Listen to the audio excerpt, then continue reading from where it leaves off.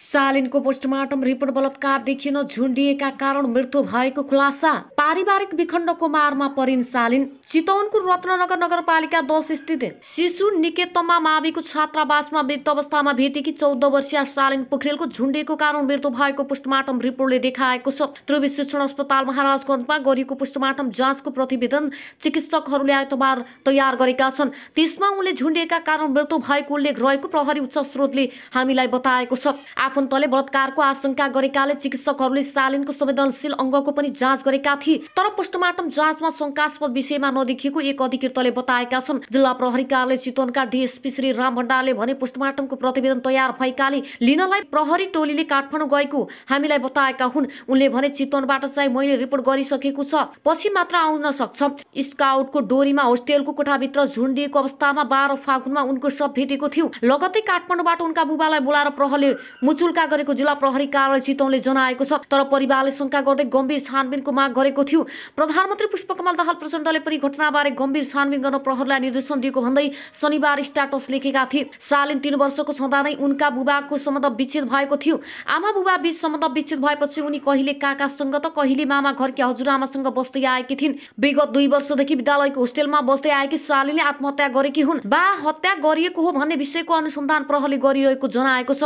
रनपा 15 माधवपुरमा रहेका माओलीले सालिनलाई विद्यालयको होस्टेलबाट राखिदिएका थिए र उनका बुबा दिपेन्द्र पोखरेल र आमा सगुन पोखरेलले बीच सम्बन्ध विच्छेद भइसकेपछि सालिन मामा घरकी हजुरआमाको संरक्षणमा थिइन्। घटना पनि प्रहरीले सुरुमा जाहेरीको भाषा नमिलेको भन्दै लिन अस्वीकार गरेर फर्काएको थियो। प्रहरीले घटनाको 3 दिनपछि मात्रै जाहेरी लिएपछि चितवन प्रहरी अस्पताल प्रति विश्वास नभएको भन्दै सालिनका बुबाले फरदपुर अस्पतालमा पोस्टमार्टम गर्न समेत नदी सब काठमाडौँ स्थित त्रिवी शिक्षण अस्पतालमा पुर्याएका थिए।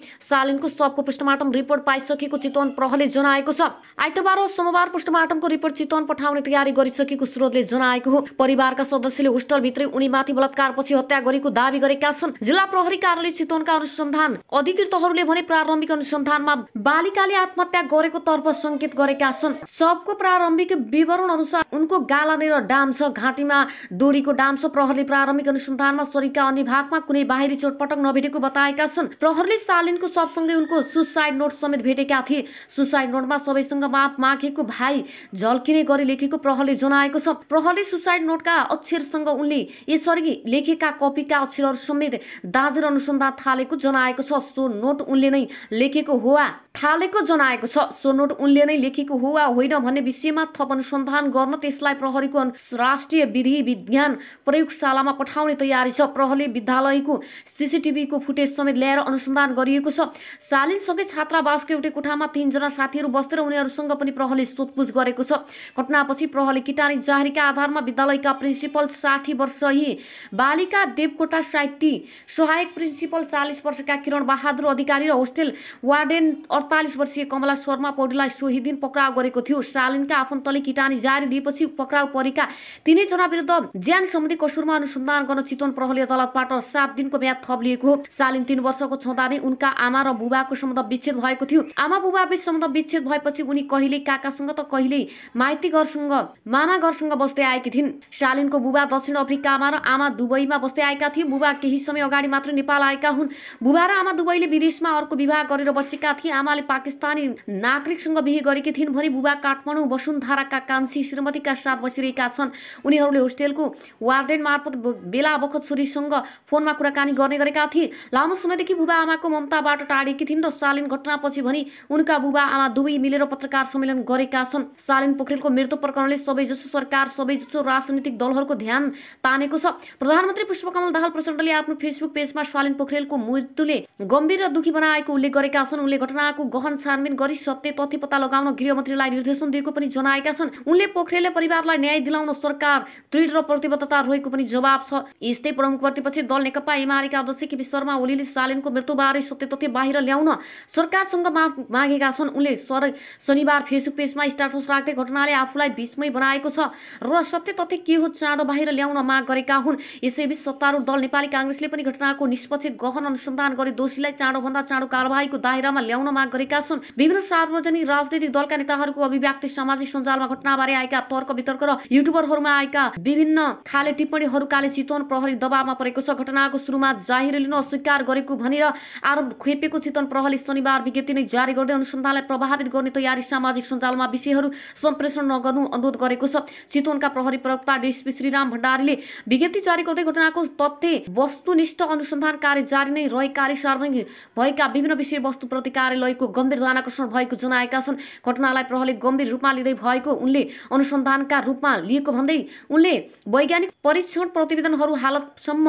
प्राप्त नभएको र सुप्राप्त नहुन्जेल अनुसन्धानलाई प्रभाव पार्ने गरी कुनै पनि विषयवस्तु सम्प्रेषण नगर्न विज्ञप्ति मार्फत अपील गरेका छन्। घटनाको जानकारी प्राप्त हुनासाथ सिनियर प्रहरी अधिकृतको कमान्डमा विशेषज्ञ सहितको अनुसन्धान टोली घटनास्थलमा पुगेको र सूक्ष्म अनुसन्धान भइरहेको विज्ञप्तिमा उल्लेख छ। घटनाको प्रारम्भिक अनुसन्धान सकिएको र तथ्य परक तथा वस्तु अनुसन्धान जारी रहेको चितवन प्रहरीको भनाइ छ। त्यो क्षेत्रमा रहेका सम्पूर्णलाई अन्न बाली उत्पादन गरेर हामीले अन्नलाई आयात गर्ने होइन निर्यात गर्ने अवस्थामा पुर्याउनका लागि सरकारले ध्यान राखोस्। अहिले हामीले जे खालको राष्ट्रिय गौरवका आयोजनाहरूलाई बजेट घटाउने, वास्ता नगर्ने, अलपत्र पार्ने खालका काम रहेका छन्। यसलाई अविलम्ब बजेटको व्यवस्था मार्फत राष्ट्रिय गौरवका आयोजनाहरूलाई कामको तीव्रता दिनका लागि बजेटको माननीय सदस्य श्री दिलेन्द्र प्रसाद बडू। सम्माननीय सभामुख महोदय, केही दिन यता छापाहरूमा लगातार निरन्तर रूपमा दुग्ध किसानहरूले आफ्नो दूध सडकमा फालिरहेका छन्। यस्तो हृदय विदारक चित्र देखेर यो सरकारको मन किन छुँदैन? सरकारको कृषि मन्त्री कहाँ हुनुहुन्छ? के गर्दैछ सरकारले यसको समस्या निराकरणका निमित्त? जान्नुपर्ने आवश्यकता छ। सदनलाई जानकारी हुनु पर्यो। मिटर ब्याज पीडितहरूका समस्या समाधान गर्न हामीले पछिल्लो संसदबाट कानुन बनायौँ, तर आज पनि सबैतिरबाट फेरि काठमाडौँ धाउनुपर्ने अवस्था किन रह्यो? यदि यो कानुनमा अझै त्रुटि रह्यो भने ल्याउनु पर्यो, सरकारले संशोधन गरौँ, समाधान गरौँ यो समस्याको। होइन कानुन बनेर पनि यदि सरकारले कार्यान्वयन गर्न सकिरहेको छैन भने यो अर्को गम्भीर विषय हो। त्यसकारण सरकारले यी सबै विषयमा छिटोभन्दा छिटो जवाब चाहिन्छ, संसदमा जवाब दिनु पर्यो। हस्, धन्यवाद। माननीय सदस्य श्री दुर्गा राई।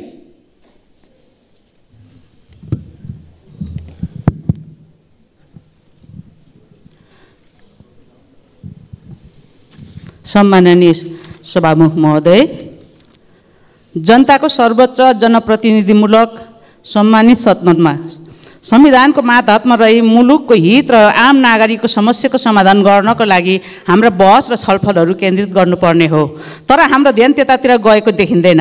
हामी कार्यतालिका बनाएर संसद सञ्चालन गर्नुपर्छ भनेर कुरा गर्छौँ, कार्यतालिका तयार भएर आउँछ, फेरि केही न केही बहाना गरेर संसद अवरोध गर्छौँ किन?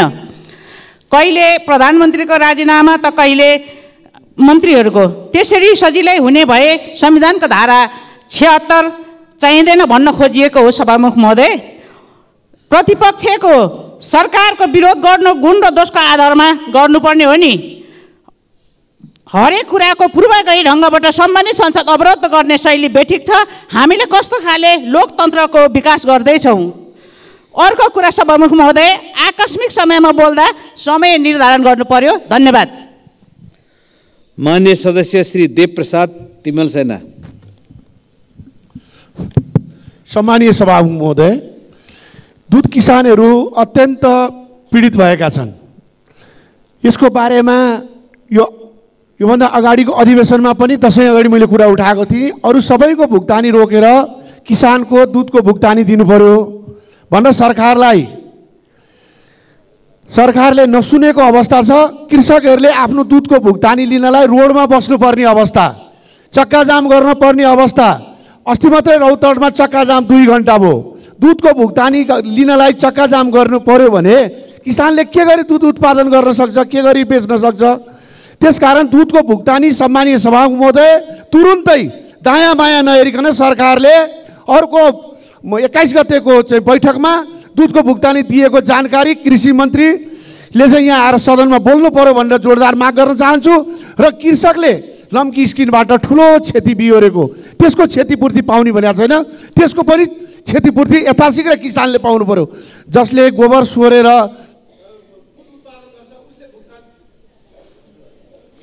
मान्य सदस्य श्री देवेन्द्र पौडेल। सम्माननीय सभामुख महोदय, यो सङ्घीय लोकतान्त्रिक गणतन्त्र, धर्मनिरपेक्षता, समावेशी समानुपातिकता जस्ता प्रणाली ल्याउनको निम्ति हजारौँको बलिदान, रगत, आँसु, पसिना बगेर यो व्यवस्था आएको हो।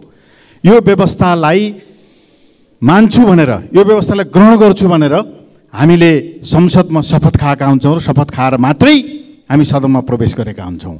सम्माननीय सभामुख महोदय, कहिलेकाहीँ मात्रै होइन, दिनदिनै जस्तो यो व्यवस्थाको विरोध गरेको हामी यहाँ सुन्छौँ। सम्माननीय सभामुख महोदय मार्फत म भन्न चाहन्छु, शपथ खाएर आइसकेपछि, यो संविधान मान्छु भनिसकेपछि यो प्रणाली र व्यवस्थाको विरोध गर्न पाइन्छ र सम्माननीय सभामुख महोदय, र यो कुराको गम्भीर ध्यानाकर्षण गराउनको निम्ति सम्माननीय सभामुख महोदय मार्फत म विशेष अनुरोध गर्न चाहन्छु। धन्यवाद। मान्य सदस्य श्री धनबहादुर बुढा।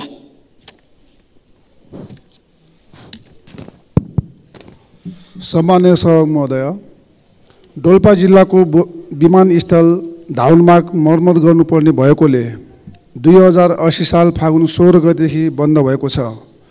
त्रिपुरा सुन्दरी नगरपालिका वार्ड नम्बर 7 स्थित मसिनेचौर विमानस्थल निर्माण कार्य सम्पन्न भएको 1 वर्ष बितिसक्दा मैले बारम्बार पहल गर्दा पनि हवाई जहाज उडान परीक्षण हुन सकेको छैन।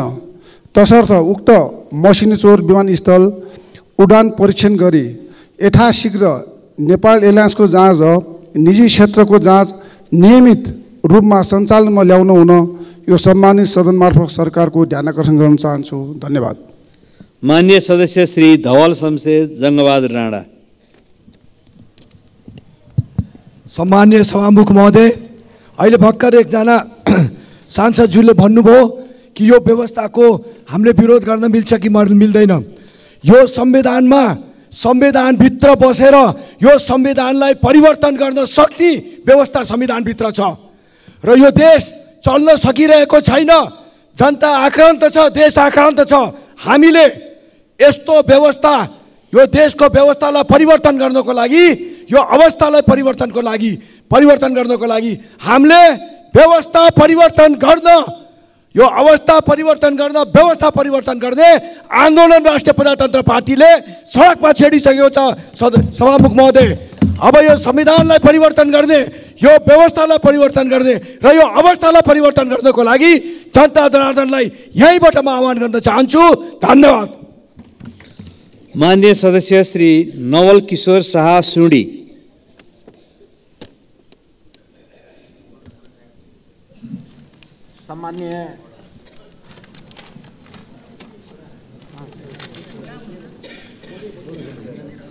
सम्माननीय सभामुख महोदय, आज यो समस्या त हाम्रा सम्पूर्ण साथीहरू उठाइराख्नु भएको छ। दुधको सम्बन्धमा दुध विकासले, डिडिसीले अब हाम्रो क्षेत्र सप्तरी 1 नम्बर क्षेत्रको अग्निसार कृष्ण सबरन गाउँपालिका वार्ड नम्बर 6 स्थित महुलीमा अवस्थित यस आदर्श बहुमुखी दुग्ध उत्पादक सहकारी संस्थाको पशुपालन तथा दुग्ध उत्पादन व्यवसाय मार्फत 95% जनता यहाँ जो छ पहाडबाट ओर्लेर मौली नदी किनारमा बसेको उहाँहरूको सम्पूर्णको आय स्रोत मात्र पशुपालन भएको हुनाले 8 महिनादेखि डिडिसीले विराटनगर स्थित दुध वितरण प्रणाली अन्तर्गत 5 करोड रुपियाँको भुक्तान दिएको छैन। एउटा गाउँ स्तरको सहकारी कसरी यो अवस्थामा चल्न सक्छ र हिजोदेखि त्यहाँ राजमार्ग